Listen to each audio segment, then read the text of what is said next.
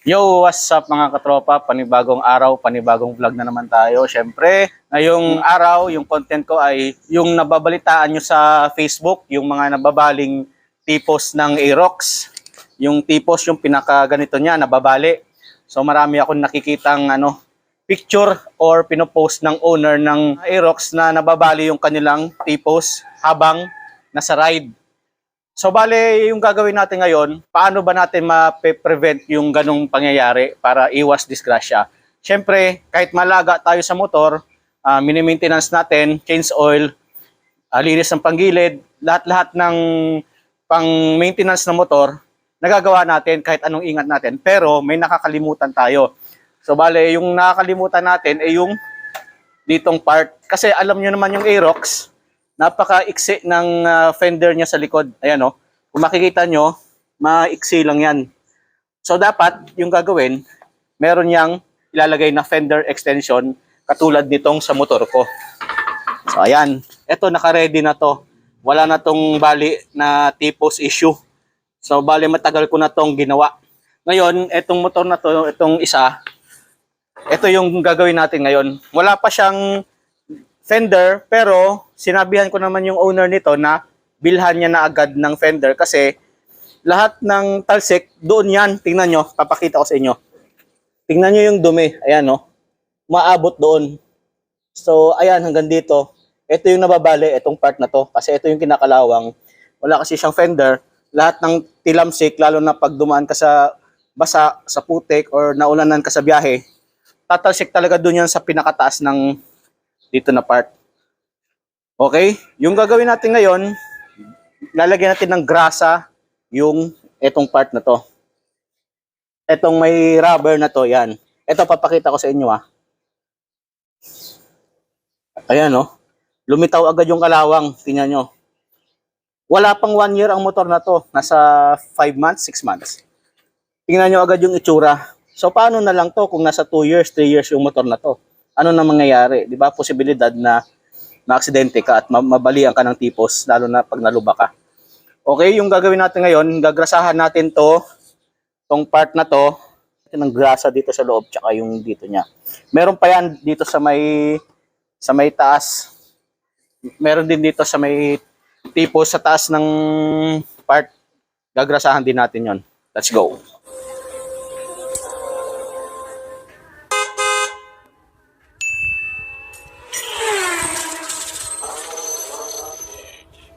So, ito mga katropa, lalagyan natin ng grasa.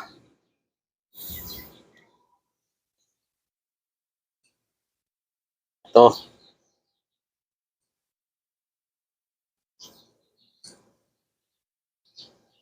Kasi yung grasa talagang nagpapaiwas din yan ng mga kalawang sa bakal, at nananatili siyang nagbibigay ng lubrication para hindi siya manuyo.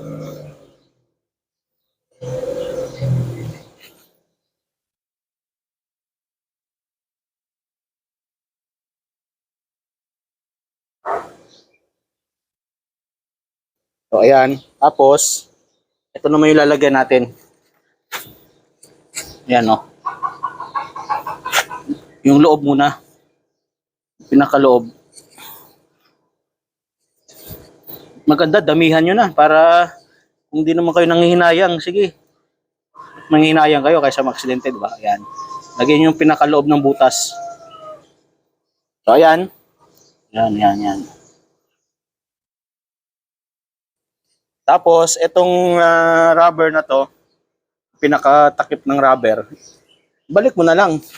At least yung motor mo, safe na sa issue ng tipos ng Aerox kasi hindi yan papasukan ng kalawang kasi nakagrasa na.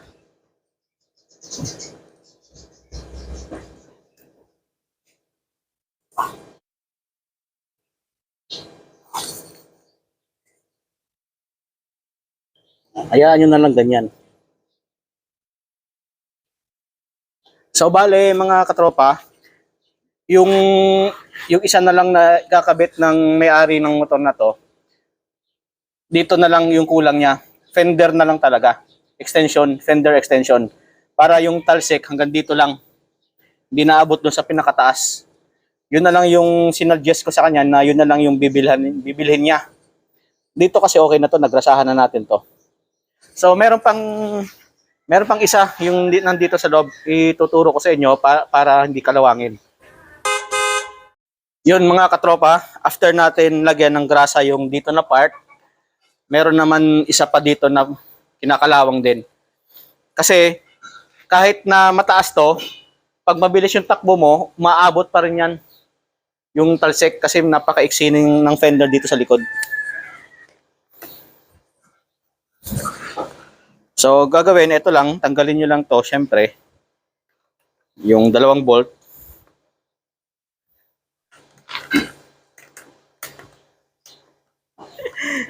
Sa version 1 kasi pag ganun, baliktad pala to.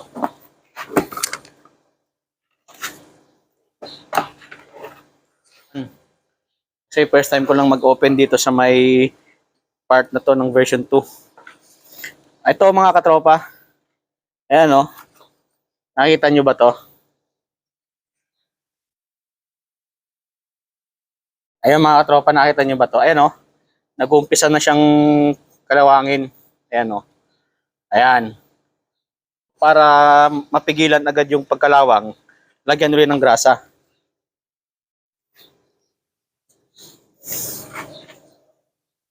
Ayan o.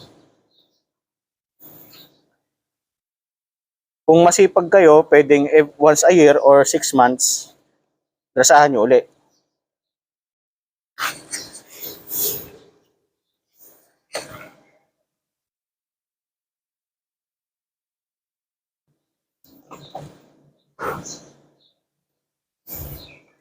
Di naman kasi halata to mga katropa.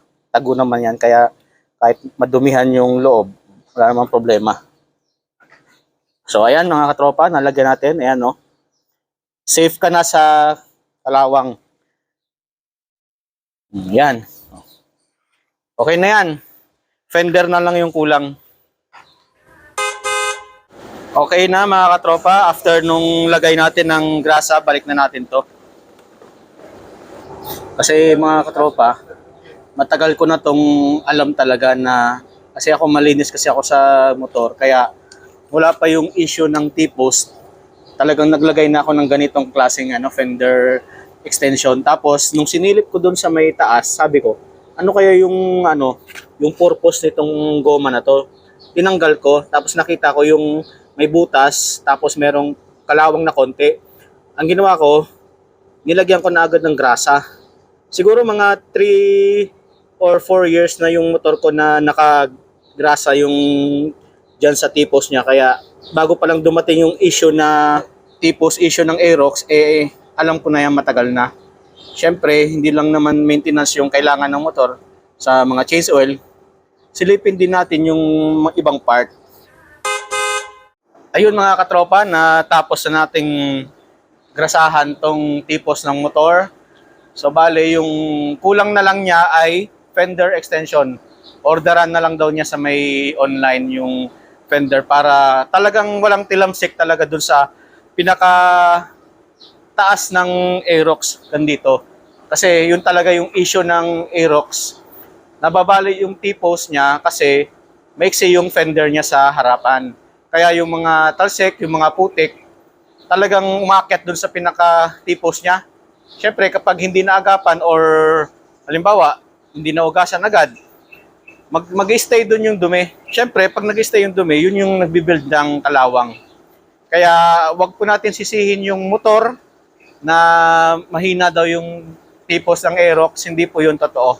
Bale, nasa owner lang po yun yung pag-aalaga. Depende sa pag-aalaga ng motor nyo. Wag po natin sisihin yung motor na mahinang klase yung niya, yung T-post niya, kasi nasa sayo na yan pag-aalaga. Itong motor ko, ayan, itong version 1 ko na Yamaha Aerox, 6 years na po yan. Ngayong August, magsi 6 years na ngayong August. So, isang buwan na lang, 6 years na siya. Tsaka kakapalit ko lang yan ng battery, nasa 50,000 na yung mileage nito.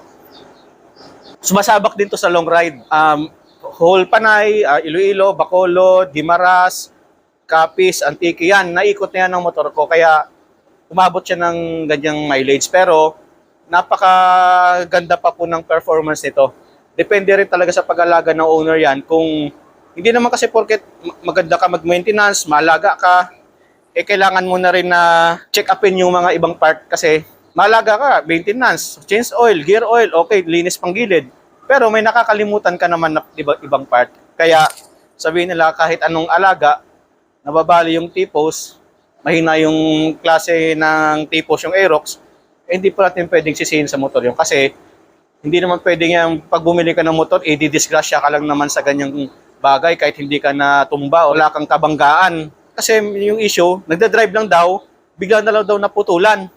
So, syempre, yun po, sana nakatulong yung ginawa natin ngayon na advice ko sa inyo na ganun yung gawin nyo. Ito yung tutorial para malaman nyo na makaprevent ng disgrasya para sa inyo. Unahin nyo munang orderin yung fender extension sa harap. Kasi yun yung importante sa lahat kasi talagang nandun yung lahat ng talsik sa harap. Yun. So, sa muli mga katropa, hanggang dito na lang yung video. Sana may natutunan kayo sa video na to, ngayong araw na to. So, sa mga Aerox owners or sa mga iba pang motor dyan na maiksi yung fender sa harapan, palagyan nyo na ng grasa para hindi siya tubuan ng kalawang. Kumbaga, pinatay mo na agad yung kalawang dun sa may bakal. So, mga katropa, hanggang sa muli, maraming salamat sa panonood. Hanggang dito na lang yung aking video. Please don't forget to like, share, and subscribe. Sa mga aware at gusto rin makatulong sa ibang kapwa naka-Aerox natin, please share na rin yung video na to para may kalat natin para hindi mangyari yung aksidente. Maraming salamat. God bless.